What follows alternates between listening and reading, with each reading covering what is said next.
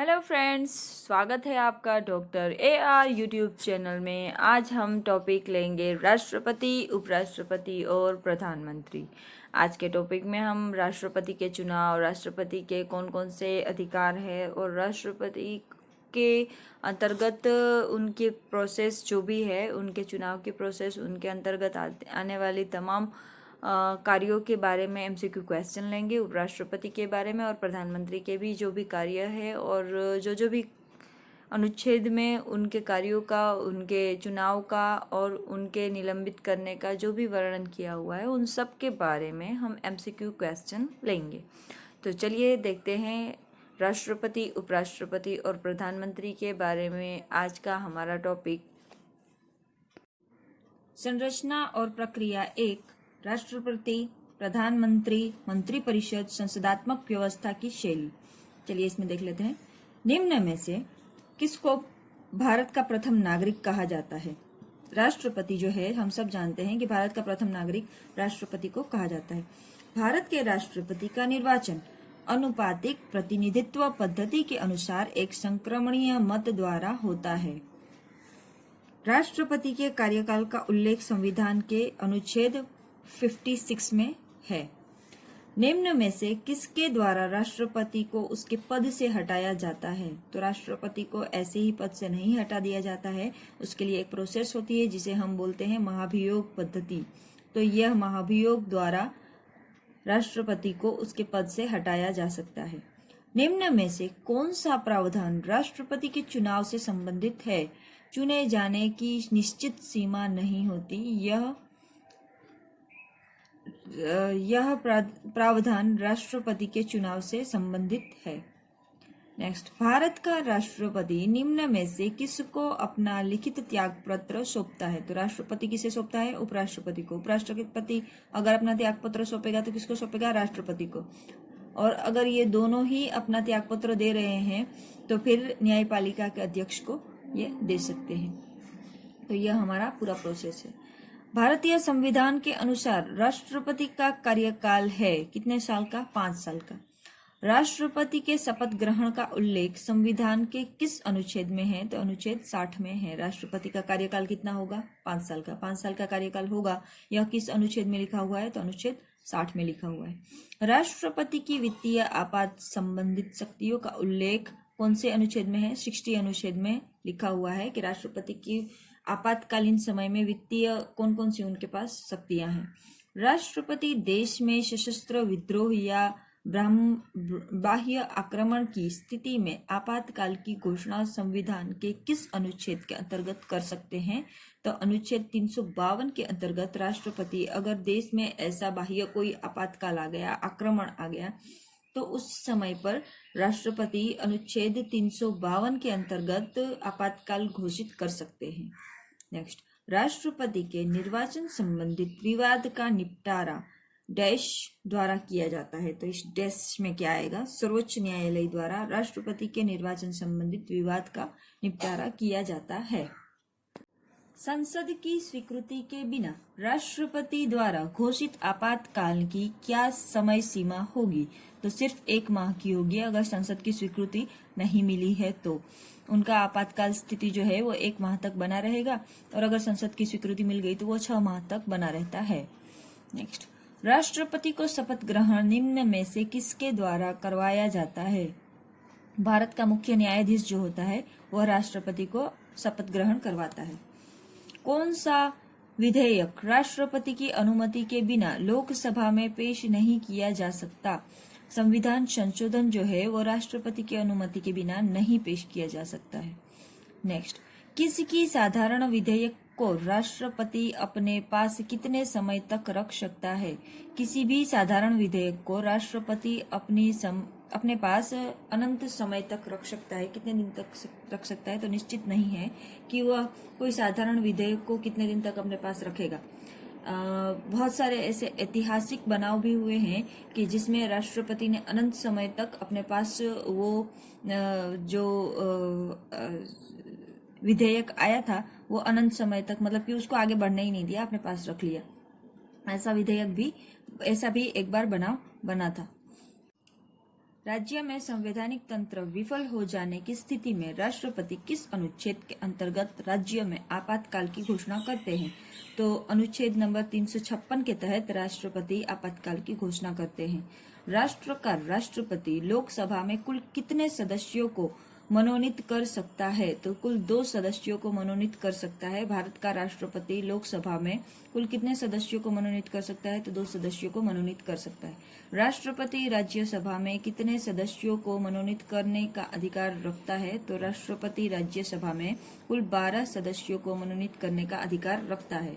अनुच्छेद 352 में उल्लेखित आपातकाल के प्रभाव का वर्णन संविधान के अनुच्छेद कौन से में है? 353 में है। 353 में अनुच्छेद 352 में उल्लेखित आपातकाल के प्रभाव का वर्णन अनुच्छेद 353 में है। राष्ट्रपति पर महाभियोग की प्रक्रिया निम्न में से किसके द्वारा चलाई जाती है?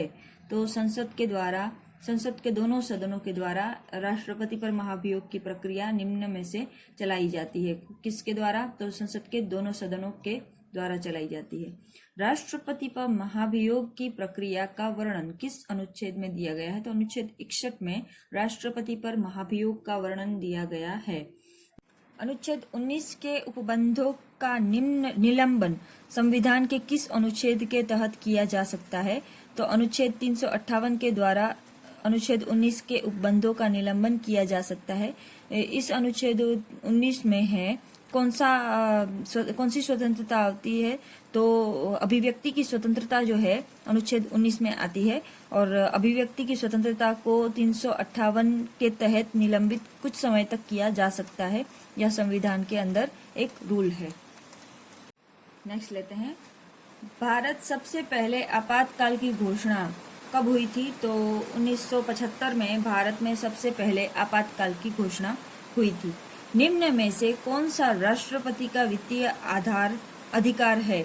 तो राष्ट्रपति का वित्तीय अधिकार कौन सा है? उपरोक्त सभी राष्ट्रपति के वित्तीय अधिकार है, जिसमें आएगा संसद में बजट पारित होने से पहले राष्ट्रपति कारण पूछ सकता है। राष्ट्रपति लोकसभा भंग होने के बाद भी बजट को स्वीकृति दे सकता है। कोई भी धन विधेयक राष्ट्रपति की पूर्व स्वीकृति के बिना पेश नहीं किया जा सकता है।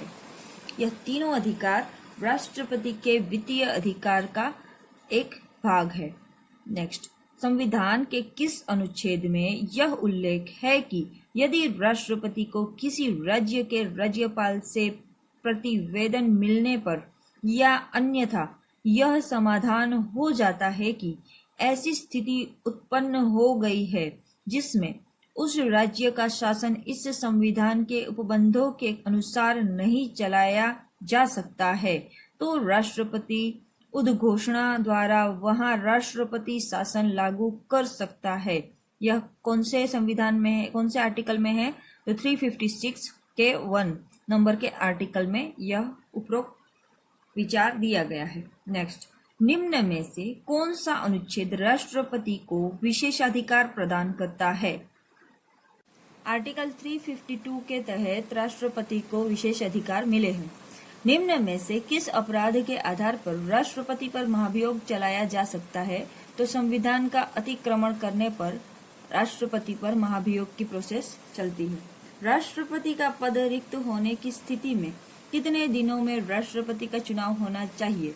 तो कम से कम 6 महीने के अंदर में राष्ट्रपति का चुनाव हो जाना चाहिए अगर राष्ट्रपति का पद खाली है तो। राष्ट्रपति की वही स्थिति है जो ब्रिटेन संविधान में सम्राट की है। वह राष्ट्र का प्रधान है, कार्यपालिका का नहीं। वह राष्ट्र का प्रतिनिधित्व करता है, उसका शासन नहीं। वह साधारणतः मंत्रियों के परामर्श को मानने के लिए बाध्य होगा। वह न तो उसके परामर्श के विरुद्ध कुछ कर सकता है और न उसके परामर्श के बिना ही। निम्न में से किसका कथन है?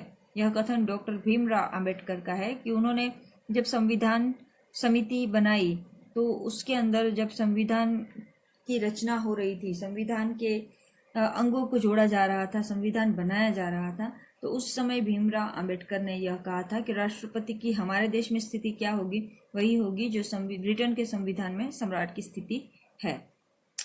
नेक्स्ट, जब ऐसी स्थिति हो कि राष्ट्रपति अपना पद त्याग कर दे या मृत्यु हो जाए और उपराष्ट्रपति का पद भी रिक्त हो, तो उस समय निम्न में से राष्ट्रपति पद पर कौन आसीन होगा? बहुत ही इंपॉर्टेंट सवाल है। सर्वोच्च न्यायालय का मुख्य न्यायाधीश जो है, जब राष्ट्रपति उपराष्ट्रपति दोनों नहीं है तो उस समय उस पद पर कौन आसीन होगा? सर्वोच्च न्यायालय का मुख्य न्यायाधीश। यह काम चलाऊ तरीके से होगा, यह परमानेंट नहीं होगा। नेक्स्ट, निम्न में से कौन से सदस्य राष्ट्रपति के चुनाव में भाग नहीं ले सकता? तो संसद के दोनों सदनों में मनोनीत सदस्य जो है वह राष्ट्रपति के चुनाव में भाग नहीं ले सकते हैं। मनोनीत सदस्य संसद के दोनों सदनों के मनोनीत सदस्य निम्न में से कौन सदस्य राष्ट्रपति के चुनाव में भाग नहीं ले सकता है? तो संसद के दोनों सदनों के मनोनीत सदस्य जो है। नेक्स्ट, भारत के प्रधानमंत्री और मंत्रिपरिषद को शपथ ग्रहण कौन करवाता है? राष्ट्रपति जो है भारत के प्रधानमंत्री और मंत्रिपरिषद को शपथ ग्रहण करवाता है।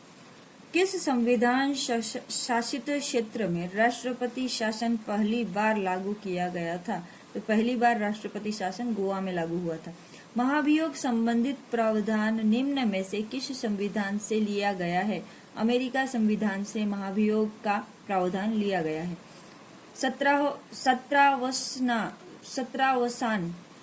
सत्रावसान मतलब कि किसी सत्र का पूरा हो जाना, करना राष्ट्रपति की कौन सी शक्ति में आता है? तो सत्रावसान राष्ट्रपति कर सकता है, तो वह राष्ट्रपति की विधेयक शक्ति में समाविष्ट है। भारत के प्रथम राष्ट्रपति थे डॉक्टर राजेंद्र प्रसाद। भारत संघ की कार्यपालिका शक्ति में राष्ट्रपति में निहित है। भारत संघ की कार्यपालिका की शक्ति जो है वो राष्ट्रपति में निहित है। राष्ट्रपति वित्त आयोग की नियुक्ति 5 वर्ष के लिए करता है। राष्ट्रपति वित्त आयोग की नियुक्ति 5 वर्ष के लिए करता है। भारतीय संविधान के अनुसार राष्ट्रपति किसकी सलाह से कार्य करता है? मंत्रिपरिषद की सलाह से कार्य करता है। राष्ट्रपति को सरकार से सूचना प्राप्त करने संबंधी अधिकार का प्रावधान संविधान की अनुच्छेद में है। तो कौन से अनुच्छेद में है? 78B अनुच्छेद में है। राष्ट्रपति को सरकार से सूचना प्राप्त करने का संबंधित अधिकार कौन से संविधान के अनुच्छेद में है? तो संविधान के अनुच्छेद 78B में राष्ट्रपति को सरकार से सूचना प्राप्त संबंधित अधिकार प्रावधान प्राप्त है। नेक्स्ट, किस अनुच्छेद के अनुसार राष्ट्रपति संसद के दोनों सदनों का संयुक्त अधिवेशन बुला सकता है? तो अनुच्छेद 108 के तहत राष्ट्रपति संसद के दोनों सदनों के संयुक्त बैठक बुला सकता है। कभी ऐसा होता है कि दोनों सदनों में एक मत नहीं होती है और दोनों सदनों का विरोधाभास मत रहता है, तो उस समय दोनों सदनों के मत को जोड़ने के लिए और साथ में वो लोग सलाह सूचन करें, उसके लिए राष्ट्रपति पहल करते हैं कि दोनों सदनों को एक साथ में बुलाते हैं। तो संयुक्त जो अधिवेशन बुलाया जाता है, तो इसका प्रावधान कौन से अनुच्छेद में है? तो अनुच्छेद 108 में है। भारत के राष्ट्रपति की संवैधानिक स्थिति डैश से मिलती है। तो किससे मिलती है? पूर्व सोवियत संघ के राष्ट्रपति से मिलती है भारत के राष्ट्रपति की संवैधानिक स्थितियां। नेक्स्ट, किस अनुच्छेद के अनुसार राष्ट्रपति सर्वोच्च न्यायालय से संवैधानिक सलाह ले सकते हैं? तो अनुच्छेद 143 के अनुसार राष्ट्रपति सर्वोच्च न्यायालय से संवैधानिक सलाह ले सकते हैं। भारत के राष्ट्रपति को नाम मात्र की शक्तियां प्राप्त है। निम्न में से कौन सा अधिकार भारत के राष्ट्रपति को प्राप्त है? तो ए और बी, जिसमें आता है आजीवन कैद की सजा माफ करना और मृत्युदंड को माफ करना। यह दोनों जो दोनों अधिकार है वो भारत को राष्ट्रपति को मिला है। निम्न में से कौन तीनों सेनाओं जल, थल और वायु का सेनापति है? राष्ट्रपति जो है वो तीनों सेनाओं का सेनापति है, जल, थल और वायु सेना। आपने देखा होगा 26 जनवरी या 15 अगस्त को जब ये सेनाओं का परेड होता है तो सबसे आगे राष्ट्रपति को देखने को मिलता है हमको। नेक्स्ट, अनुच्छेद 52 में किसको भारतीय गणराज्य का सर्वोच्च पदाधिकारी माना जाता है? तो राष्ट्रपति को अनुच्छेद 52 में किसको भारतीय गणराज्य का सर्वोच्च पदाधिकारी माना जाता है? तो राष्ट्रपति को गणराज्य का सर्वोच्च पदाधिकारी माना जाता है। ये घुमा घुमा के ऐसे ही बात करते रहते हैं। पहला नागरिक कौन है? राष्ट्रपति। सर्वोच्च पदाधिकारी कौन है? तो राष्ट्रपति। क्या भारत के राष्ट्रपति का वेतन उसके कार्यकाल में घटाया जा सकता है? नहीं, उसके कार्यकाल में राष्ट्रपति का वेतन नहीं घटाया जा सकता। राष्ट्रपति अपनी पदावधि समाप्त होने के बाद कब तक उसी पद पर बना रह सकता है? तो जब तक उसका उत्तराधिकारी पद धारण नहीं कर लेता तब तक राष्ट्रपति अपने पद पर बना रहता है। किस संविधान संशोधन द्वारा यह प्रावधान किया गया कि राष्ट्रपति आवश्यक रूप से मंत्रिमंडल की सलाह मांगेगा? 42वें संविधान संशोधन में यह प्रावधान किया गया है कि राष्ट्रपति आवश्यक रूप से मंत्रिमंडल की सलाह मांगेगा। संविधान के किस अनुच्छेद में भारत के लिए एक उपराष्ट्रपति का प्रावधान है? 63वें संविधान के अनुच्छेद नंबर 63 में भारत के लिए एक उपराष्ट्रपति का संबंधित प्रावधान है। राज्यसभा का पदेन सभापति उपराष्ट्रपति होता है। राज्यसभा का पदेन सभापति कौन होता है? उपराष्ट्रपति होता है। यहाँ से उपराष्ट्रपति चालू हो गए। ठीक है, यहाँ तक हम लोगों ने राष्ट्रपति की बात की। अब यहाँ से हम लोग बात करेंगे उपराष्ट्रपति की। राज्यसभा का पदेन सभापति उपराष्ट्रपति होता है। संविधान के किस अनुच्छेद में उपराष्ट्रपति की शपथ संबंधित प्रावधान उल्लेख है? 69 में। संविधान के 69 में उपराष्ट्रपति की शपथ संबंधित प्रावधान है। उपराष्ट्रपति के निर्वाचन संबंधित विवादों का निपटारा सर्वोच्च न्यायालय किया जा सकता है। सर्वोच्च न्यायालय के द्वारा उपराष्ट्रपति के निर्वाचन संबंधित कोई भी अगर विवाद है तो उसका निपटारा सर्वोच्च न्यायालय के द्वारा हो सकता है। उपराष्ट्रपति अपना त्यागपत्र किसको देता है? राष्ट्रपति को अपना त्यागपत्र देता है। उपराष्ट्रपति राष्ट्रपति के पद रिक्त होने पर उस पद पर कब तक रह सकता है? 6 माह तक रह सकता है।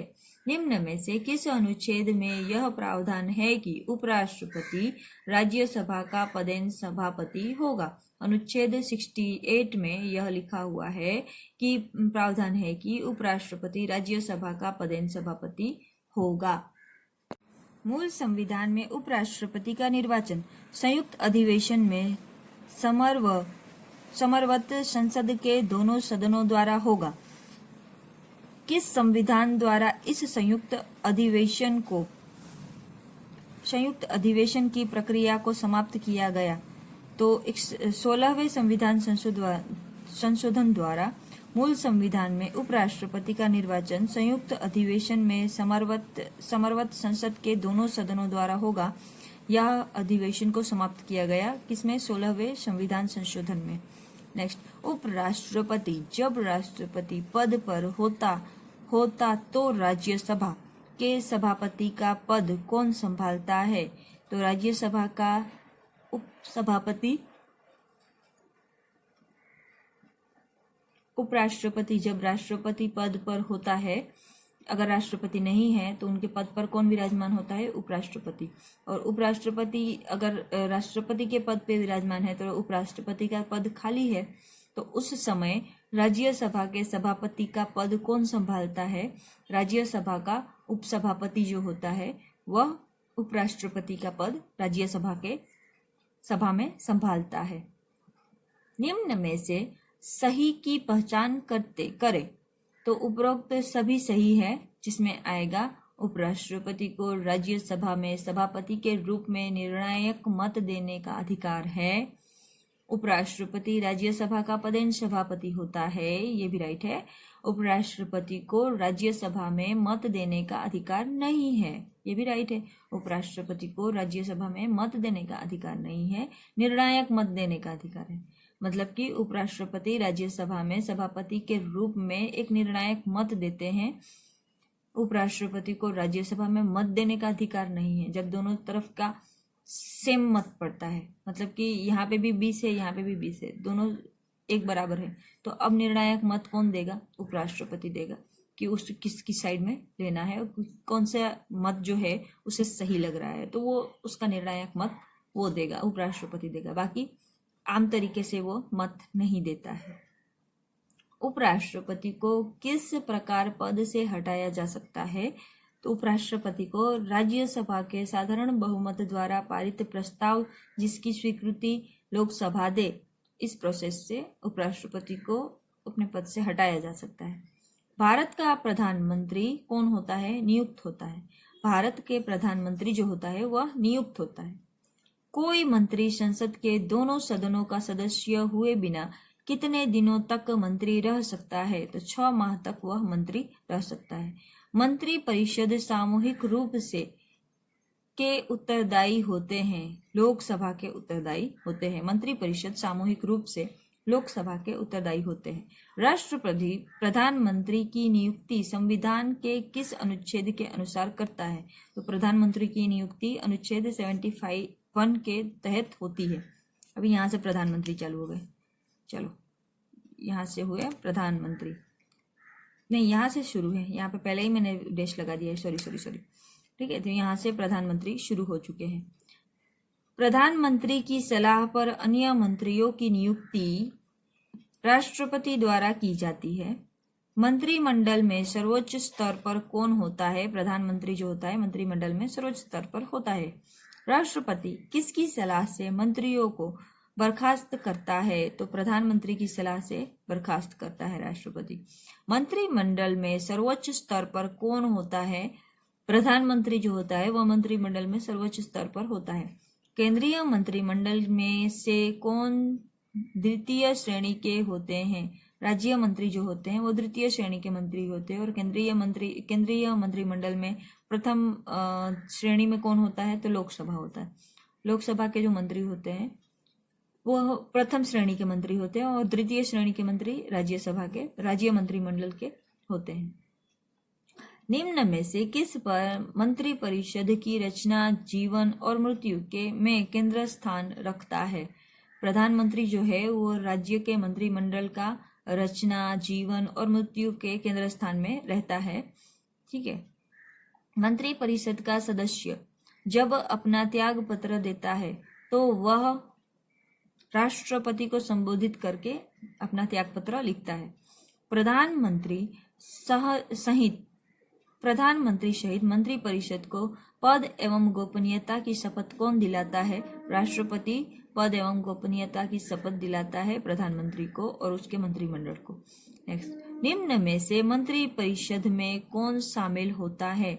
उपरोक्त सभी शामिल होते हैं, जिसमें आएगा कैबिनेट मंत्री, उपमंत्री और राज्य मंत्री। यह तीनों मंत्री परिषद में शामिल होते हैं। आज के लिए इतना ही। आज का वीडियो हम समाप्त कर रहे हैं। बने रहिए डॉक्टर AR यूट्यूब चैनल में और दीजिए मुझे इजाज़त। अपना और अपने आसपास के सारे लोगों का ख्याल रखिए और वीडियो को लाइक शेयर सब्सक्राइब करना ना भूलें। Thank you very much.